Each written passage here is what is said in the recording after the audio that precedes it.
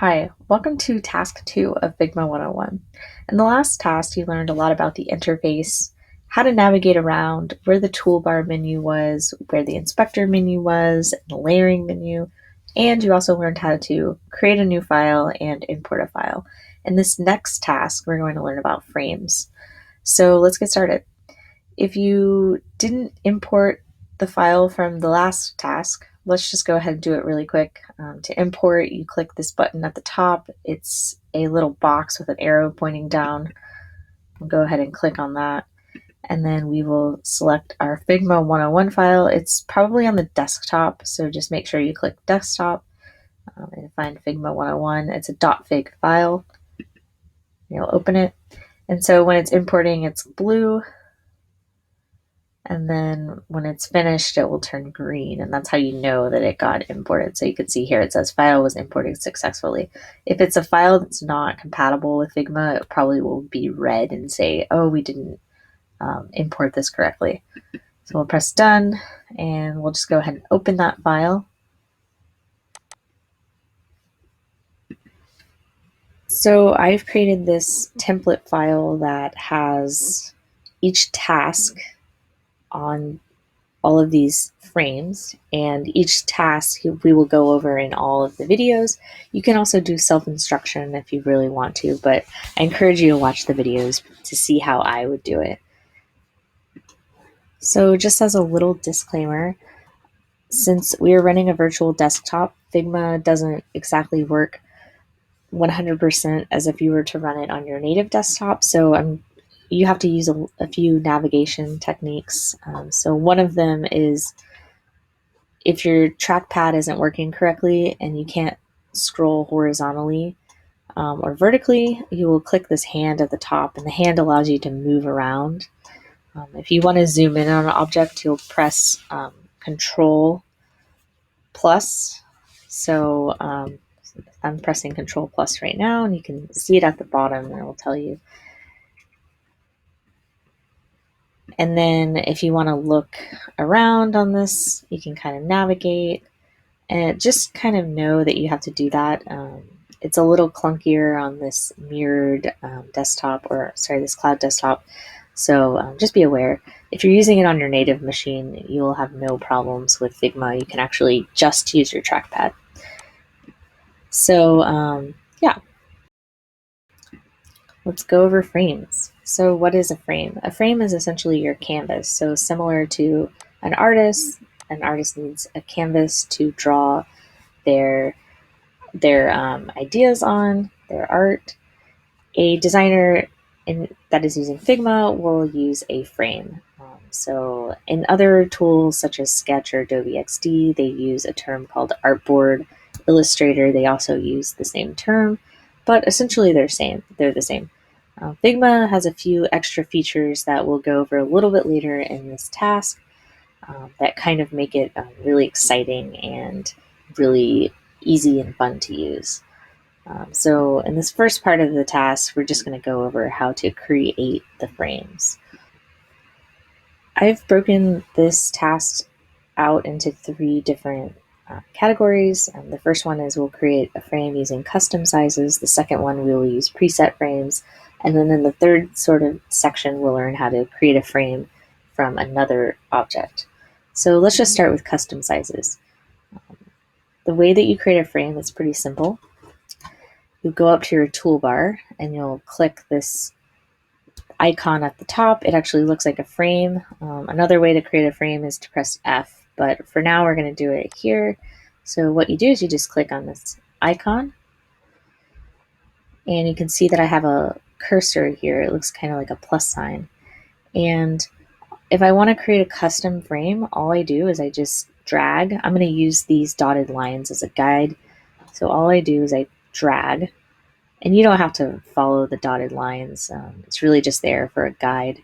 So once I drag and then I let go, you can see here that I've created a frame. It actually says it at the top. It says frame 5. And then once I've created a frame, it actually shows up on my layer menu at the top to show that I've created the frame. And just one thing about the layer menu is anything new that you create will be at the top, and your oldest created object will be at the bottom. I'll just go ahead and show you really quick. Our oldest one is at the bottom. So that's really, that's kind of how they show up in your asset menu. So what I want you to do is I want you to pause the video and play around with making different frames. They can be any size you want. Just get familiar with the tool, get familiar with using the F command. F command allows you to create a frame without having to click this button. You can see here that I used it on the bottom. It's kind of a really fast tool. Yeah, so just pause the video right here and just create your own custom frames. So by now you should have mastered the art of creating your custom frames. And now what we're going to do is we're going to create frames from our preset templates. So Figma has a ton of preset templates that you can use, which is awesome because most screen sizes, especially if you're going to be using Figma, they're all kind of standardized. And it's just really nice so that you don't have to go and research the screen size, how many pixels they are. You can kind of just find them here and they're all very accurate and super easy to use. So the way you do it is you just actually go back up to your toolbar and you click frame. And instead of, you still get the cursor tools, but instead of dragging and drawing, you're actually going to go over to your inspector menu. And you're going to see here that there's all of these, there's a list of all these different devices. And basically, what you can do is you can click any of these devices and it will create that frame on your canvas.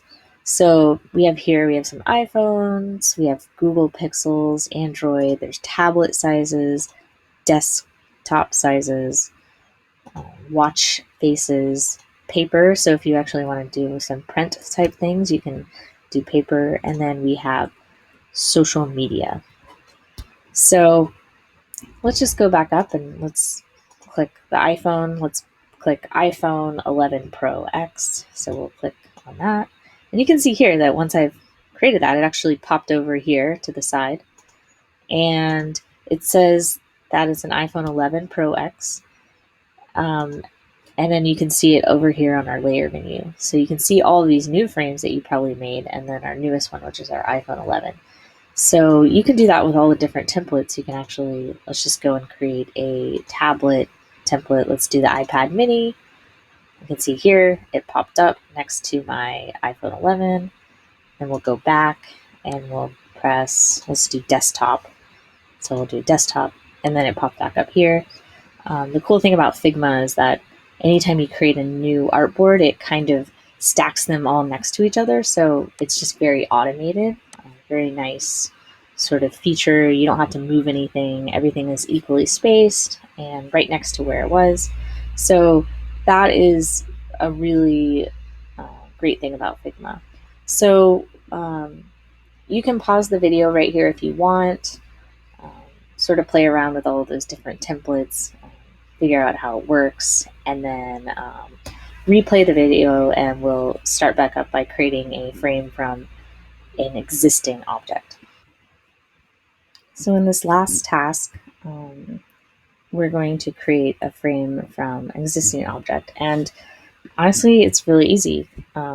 You basically just press Control C. If you're on a Mac, you'll press Command C. You won't, if you're on a Mac and you're using this software, you actually won't be able to use your keyboard. So you will have to use Windows commands on this mirrored desktop. So for now, let's just press Control C. If you're running it on your normal native desktop, you can press Command C if you're using a Mac device. So let's press Control C and with this iPhone, and then we're going to press Control V, which is paste. And you can see here that it popped back up. And then I can do this multiple times. I can just continually press it, and you see how it just keeps populating. That's really, really cool. And like I said before, it auto-populates. So just practice doing that, going around. You can do it with any object within that frame. Anything that is, I'll just do a little tutorial here. It'll copy anything that's within that frame. So if I want to copy this one, I'm going to press Control C, and then you can see here that it's copied any object that was within my higher level frame. So that's a good segue into learning about the properties of frames in Figma. So Figma actually has some really great features that some of the other design software doesn't, and they have a feature called um, it's called nesting. And nesting allows you to actually create a frame within a frame. And what that basically means is that you can your higher level frame is kind of your container, and then you can basically put other frames inside of it that will have different properties, and will um, those properties will abide to the properties of this higher level frame. I know it sounds a little confusing, but I'll just do a little bit of a tutorial so that we understand. So I'm going to create an object again, and I create an object, and then I'm going to go in and I'm going to create a frame, another frame.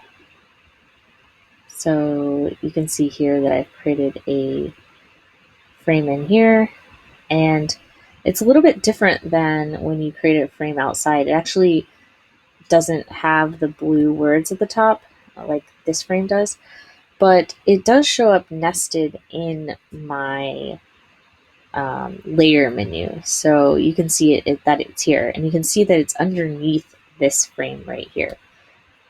So what I'm going to do is I'm going to put an object within that frame. So now I have the object within the frame. So basically what that means is I can move. So instead of moving my rectangle, I can move my frame, and my frame can get moved anywhere. And so let's see what that looks like when we add text, or we add several elements within this frame. So I'm just going to write 20% off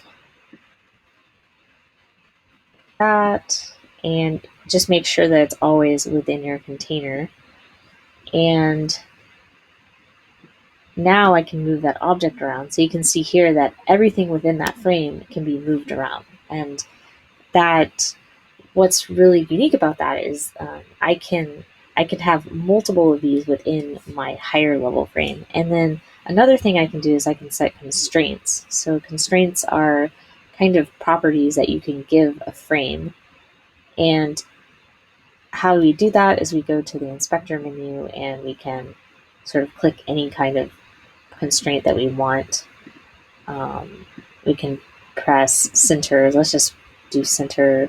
So now this frame is centered within this frame.